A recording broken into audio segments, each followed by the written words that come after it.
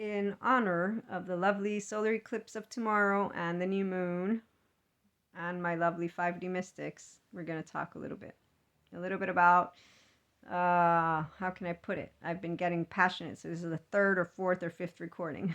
And I want to keep it short because I feel that it's better short and to continue our conversations in the podcast for tomorrow. The 5D mystic will be a person who is always tapping into more of their human consciousness potential. And so we stay grounded in reality and we completely move into an integrated mind, and we're already a restored embodied self. And that's why we always will have this pull back when we are dealing with biological rudeness. And the pull is not just a pull. It's a deep knowing that something's beneath the surface. And really what it is our nervous systems communicating to each other and those mirror neurons. Now, remember, not all of the academics at this point in time actually consider mirror neurons a real thing. There's a group that doesn't because the empirical data has not been built the way that they want it to be built. But from Daniel Siegel, which is who I'm learning about the mind from, and I personally, from my own intuitive experiences, definitely believe in the mirror neurons being something that are there. I've seen it. It's also been something that's been around for a while. And so that midline of the section of the brain is where they would be. And when you're in a state of compassion, though, the 5D way, here's where you're not taken over by perceiving your loved ones and other people's emotional state. Also, as you learn about the nervous system from, for example, the polyvagal theory, I have a course with Stephen Porges from This is Embodied Philosophy that I'm still looking through, learning from. But the basics, and I've learned that from my trauma educational certificate with somatopia.com, the basics is that when we are somatic empaths, and that's where any person who wants to talk about 5 dimension, which is oneness consciousness, unconditional love, being light means you being able to be in your enlightenment vibration, which means you being able to be in your social engagement system. It means you being able to be your restored embodied self. It means you being able to be equanimous. It's a feeling that is always present. It's a sense of ease, calm, relaxed. This is restored embodied self. The modulated is in sympathetic. There's like learning and there's struggle, and they usually are all telling other people what they think that these people should do. Dysregulated is fatigue, despair. There's a low energy. And when you look at the nervous system, we got sympathetic is fight flight, and that's going to be you very energized, like a super energized battery. But if it's in tension and anger and frustration, there's going to want to be a good release, which people don't master until they become their adult version. And adult version and mastery of anything that is in the state of frustration and or anger actually equates a firm tone, a firm presence, not the soldier type. No, I'm saying there's a very, if you're a person who can see through, because you're actually eliminating your own inclined belief systems of body language. There's so many layers that I could talk. Body language. Yeah, that was one of the classes that I took, and I'm like, I already knew that.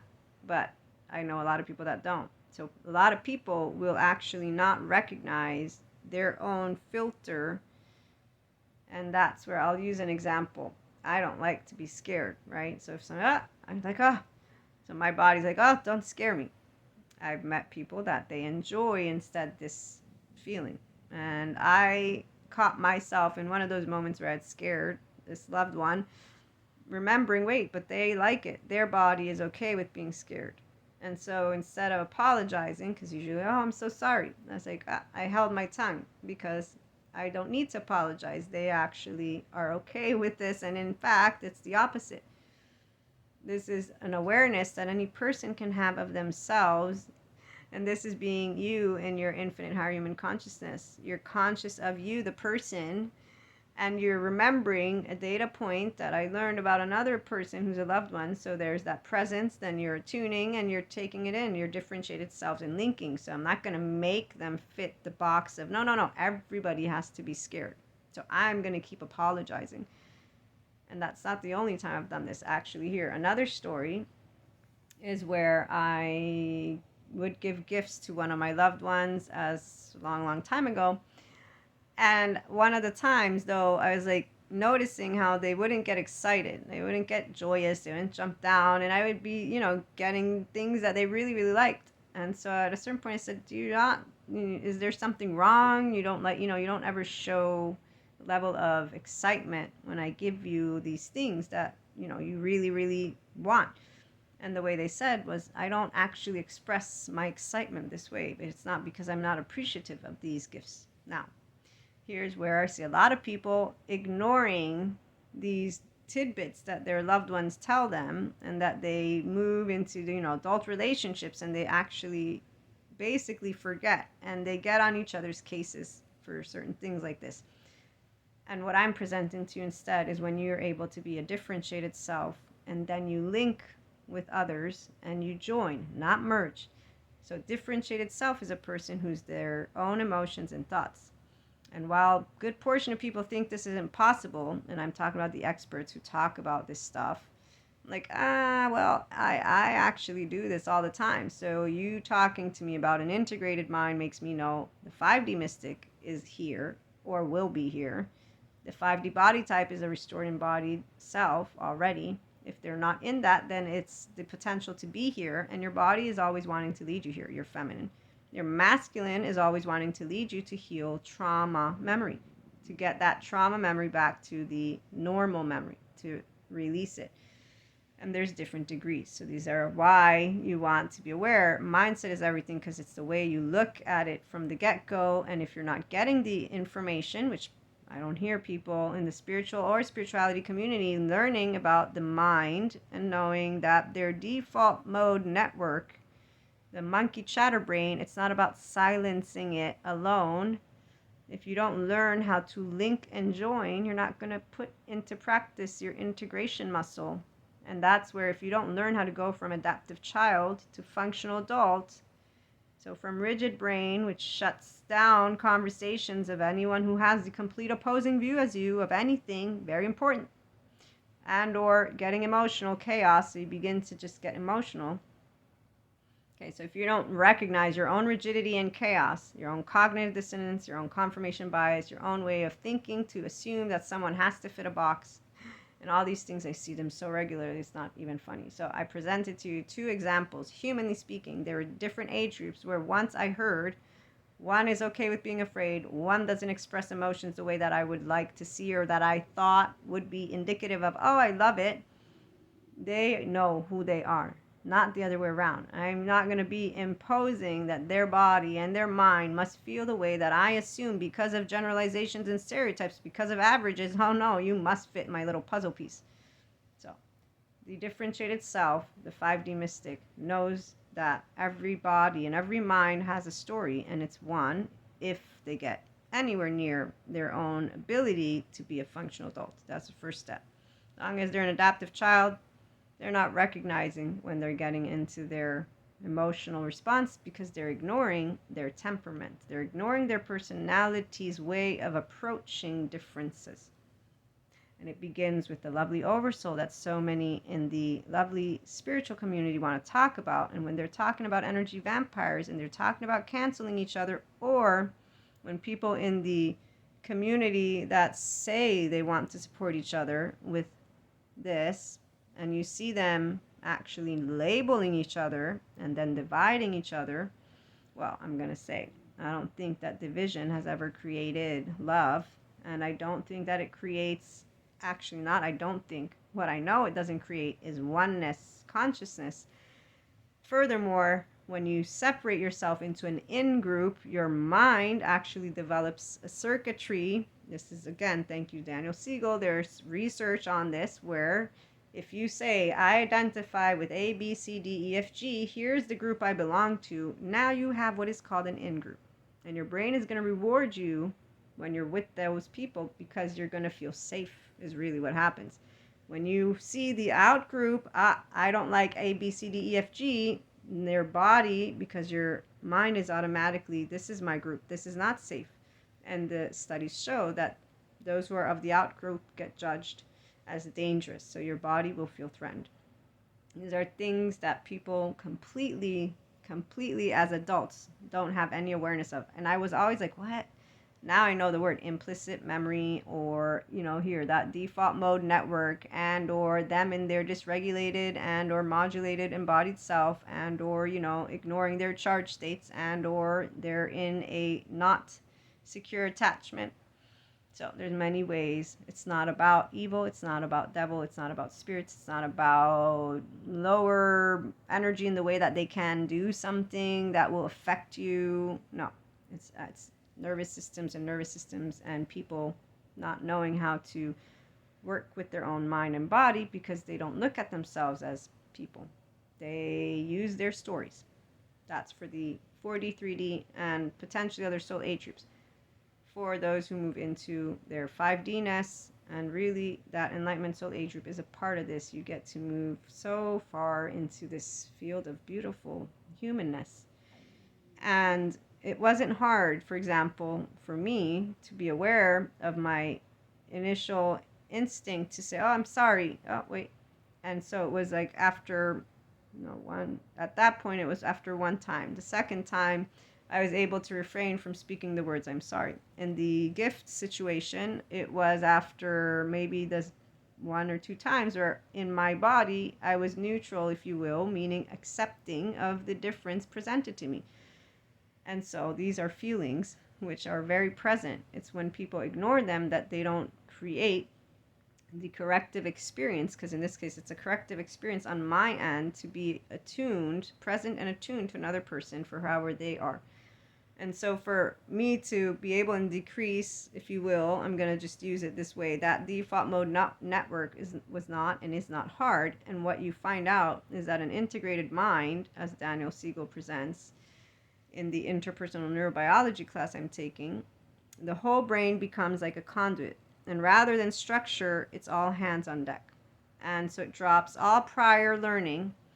And basically, it's like a blank slate. And here's where when people talk to me about a Sadhguru or anything yoga related or anything spirituality or in the metaphysics, esotericism, any of that, when they're using that word memory or karma and they're using the word, I'm not going to repeat it, or it is my, they're not actually understanding the human part. Instead, I actually completely can tell you the implicit memory stuff that comes up. You have all the power in this world to be aware of it. It's if you pause in a moment. Now, some people have a more challenging time, but as they grow up, they consciously choose how to treat each other. And so here's where free will comes into the mix. And here's why, for the 5D mystic, our oversoul is always our oversoul, and it only expands to all of humanity in the collective. And so with this beautiful solar eclipse and new moon, I share with my 5D mystics, there's the paid subscription-based model content if we want to get into Lightworker's life and, the whole twin flame, soulmate, and all that other stuff from a completely different perspective, but still involving the spiritual and spirituality is really amazing. Because we do astral travel, past lives, future lives, and this is really, I to this day, I'm like, wow, with this solar eclipse, I pick up on so many different things. It always amazes me. But I look forward also to picking up more on the physics component and being able to lead you with that information as well.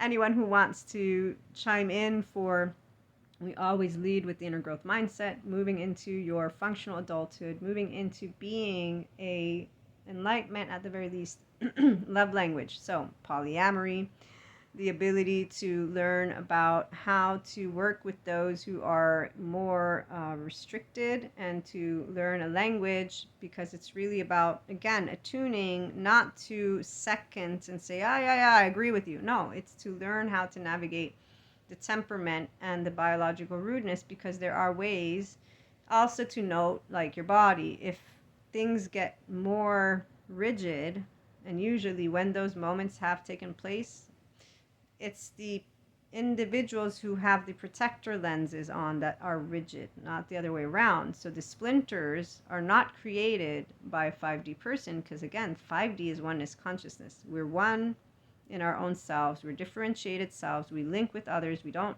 merge. We join. We know we're a we from the human perspective, not a group perspective, not a belief perspective. We are humanity. And so we evolve and expand consciousness together. It's very easy for us to understand this, and we will feel it from our depths. Now, the shame is different. Those who have shame, which is a self-preserving mechanism, because if that infant, when they're in their household, thinks in any way, shape, or form that the parent is not well through the body, the way Daniel Siegel has presented it, it's, oh my gosh, I would go insane. I would be lost, because our attachment system knows it needs a caregiver to actually survive. So this defectiveness, it's easier, it's more logical, it helps the mind stay in control if the mind says, wait, I must be the problem. Okay, she or he, my parent is good, but I'm the problem. It's okay. It'll be okay. I can work on my own self. And this is where you'll find the people who are not yet in love with being a person with life, and so they're not yet being, if they're person who's intuitive, they're not in a 5D mystic intuitiveness. They're still talking about energy vampires, evil, devil, all this stuff. So that's for the metaphysics, esotericism, spiritual, holistic community, where they're still equating these words. Spirituality is very different. If you're getting it from a good source, you're learning how to be an unconditionally loving human. You're learning how to treat the planet with consciousness, and it's a type of lifestyle that it's not attractive to the Enlightenment soul age group, but it's something that treats the plane and all the elements and humanity with the respect. Now, I see a lot of devotees, which makes me see a lot of spirituality soul age group people, but if they were to move from that alone to their humanness, they would expand those horizons as well. Obviously, life is a choice, and so there's that. Some people are interested with walking with the people, and that's who I talk to. So I talk to the functional adults that want to potentially be in their Enlightenment soul age group, or at the very least, they want to have a love language that says, I and you and each other can meet in all different ends. So even when presented with people who will be rude to us, you can imagine when I talk about my clairs with people who don't have clairs, I've never been offended. I laugh with them. Sometimes I don't laugh, but I understand, because it's not empirical. It's not provable. And that is where even this, I accept the term pseudoscience for a reason. I'm not empirical. I'm presenting perspectives, food for thought, education to support those who want to be their own self, who know that we're not broken as a species. We evolve as a species. It's two different things. The story is very straightforward in the absence of the belief systems that were created prior to technology being able to see in the human body, in the human heart, the human mind. You and I are fragments of each other, but without any of that, what I can say is you and I are human. We have the mammalian heritage. And our attachment system will always want to attach, but our defense system will be engaged if we have not been able to attach effectively. And so we want more of those who are actually present, attuned. They want to say, I'm here, I have space. I know how to handle your quote unquote rigidity. And it's not a quote unquote, but it's the biological rudeness, it's the mannerisms, it's a lot of things that the 4D community, they're just might as well be in 3D.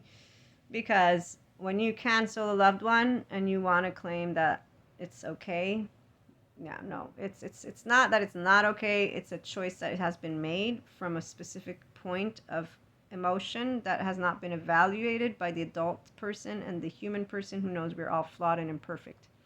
So it begins with our neighbors. This is why your oversoul, and you can equate it to your loved ones, it's where you learn how to be the grown-up version. Your relationships are the most important part of how you learn to be you. And when people choose to be rigid or chaotic, they've not chosen to be themselves. They've not permitted their trauma memory to heal yet. They've not permitted their dysregulated or modulated embodied self to move into more wellness. But it is what it is, right? They find their in-group, and that's where they find solace. For those who don't want to stop there, tapping into your infinite higher human consciousness potential is easy. It's moving towards an integrated brain. It's moving towards the ability to be present and attuned, because you're a person who understands that nervous system, and nervous system communicate. So do mirror neurons. And what we understand more of anything is that we can learn to self-regulate easily because we navigate in compassion. That's why we're always vibing in enlightenment, the 5D mystic. And the mystic doesn't mean that you have or don't have clairs. You can be a 5D mystic in the absence of believing in any of this stuff, because really, again, intuitiveness is based on the fact that we are energy. And so the big universe, it's all a sound when you look at it from those physicists' perspective.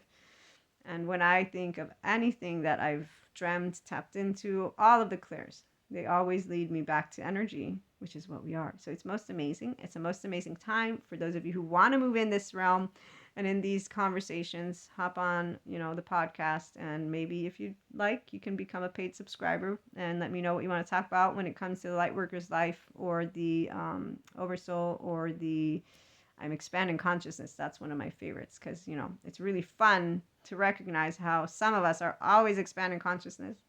And then for the other content, we have some new type of content. It's based on the inner growth mindset. And so it wants to lead anyone who wants to move into this integrated mind in a different way. And so I still share stories, but it's going to be more practical and provide like food for thought and exercises. And so there's that too. This week, you will see there's a beginning of 7 episodes. I think I might make another week available at some point, and so that you can get a taste for it because there's not a specific structure. But in the meantime, I'm going to let you go. And for my lovely intuitives who are in oneness consciousness, I welcome you. I know that you're excited. I'm excited. And for the ones of you who are learning how to master your emotional plane, I know that you're making a lot of beautiful, transformative changes. And so the people that are around you, the thoughts that you're thinking, and the way that you're handling everything, I actually tip my hat and look forward to hearing about your stories. And I believe that you'll have a very beautiful solar eclipse and new moon. And if you want to share, let me in. For those of you who are a little bit more turbulent, if you allow yourself to choose love, if you allow yourself to choose equanimity, if you allow yourself to be compassionate, you'll see the transformation. But it begins and ends with the mindset that you allow yourself to adapt and the heart that you allow yourself to bring forth. Have a great day.